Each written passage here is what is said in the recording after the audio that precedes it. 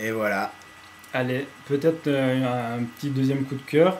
Alors, Hors compétition. Mon Hors coup de... compétition, ouais, par contre. hors compète, celui-là, mais mon qui coup de aurait cœur mérité personnel. peut-être mérité une meilleure place quoi, Donc, dans la sélection. Splice, S-P-L-I-C-E. De Nathalie. Très très dur à se rappeler. Ouais. Donc de Nathalie.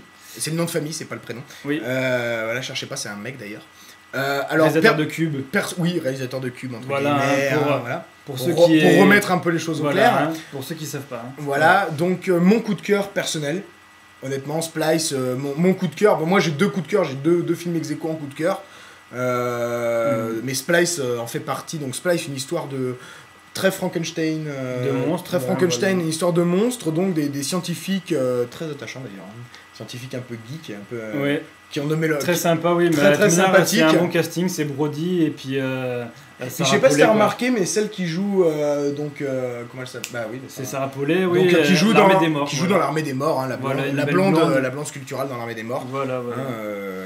Que personne n'oublie, bien sûr. Que personne n'oublie. Voilà. Bon, on revient au film. Nous, on l'a pas oublié. Allez, on revient au film. On vient au film. Donc Splice, donc une histoire de monstres. Donc ces deux scientifiques vont en fait, ils font des expériences sur le génome humain et le génome animal. Ils arrivent en fait à mêler les ADN des différentes espèces et animales pour créer des protéines, pour améliorer la médecine, etc. Et en fait, à un moment, ils veulent passer à la vitesse supérieure et mélanger l'ADN humain à l'ADN animal.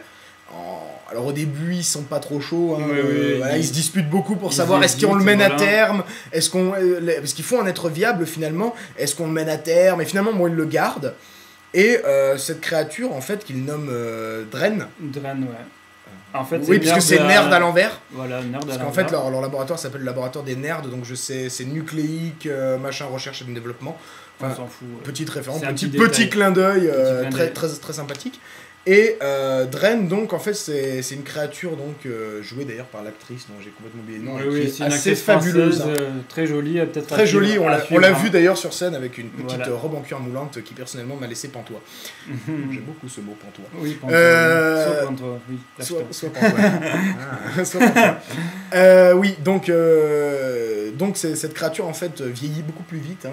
Oui. Elle atteint l'âge adulte en à peine quelques semaines, je crois, dans le film, une semaine. Ouais, pas plus. C'est un truc de fou. Et il y a tout un travail énormissime sur le monstre, sur le rapport qu'il a avec sur le non-rapport en fait avec le monde extérieur, sur le rapport avec ces deux scientifiques qui finalement vont adopter un peu le profil des parents. Oui. Ça va devenir un peu ses parents, ils vont se comporter comme tels. Et en même temps, à des moments, la femme, elle pète les plombs parce que bon, c'est pas forcément gérable. Il y a un peu de jalousie, il y a de la jalousie. Puis alors, il y a les émotions qui rentrent en jeu. Je fais mon gros spoiler, mais la scène culte du film, c'est quand même l'inceste, parce qu'on peut parler d'inceste, hein, ils ont une relation de parent-enfant, entre le monstre et l'un des deux créateurs, donc le mari, avec une scène de baise mais complètement hallucinante. Honnêtement, moi très belle et bien filmée. Et puis alors à chaque fois qu'elle jouit, il y a les ailes qui se déploient. Enfin bon, démons et merveilles. Honnêtement, et merveilles, les deux mots qui caractérisent ce film. C'est vraiment très bon. Et la fin, honnêtement, elle a cette petite touche un peu acide. Tu sais, un peu méchante. Un peu amer. Un peu amer. Oui, mais non, mais il faut pas dire un peu amer, quoi. Si, non, c'est le mot culte. C'est le mot culte, oui, amer, c'est notre nouveau mot. Cette petite touche un peu acide, un peu méchante. La petite touche un peu méchante à la fin, qui, bon, là, on la spoilera pas, celle-là. Mais un film à voir... en salle. De toute urgence. En salle, si possible.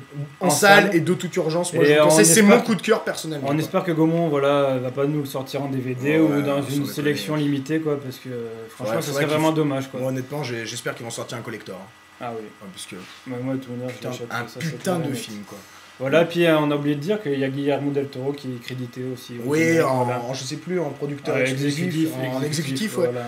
En exécutif. Donc ça, c'est une touche sympa, voilà. Petite touche, petite touch aussi, ouais, donc très, très sympathique. Voilà, donc... Del Toro. Qu'est-ce qu'on fait ? On arrête là. Allez, c'est bon. Non, je veux continuer à parler de Splice. C'est un putain de film, il faut le voir. Il veut encore en parler. Non, c'est bon. Allez, stop. Ciao.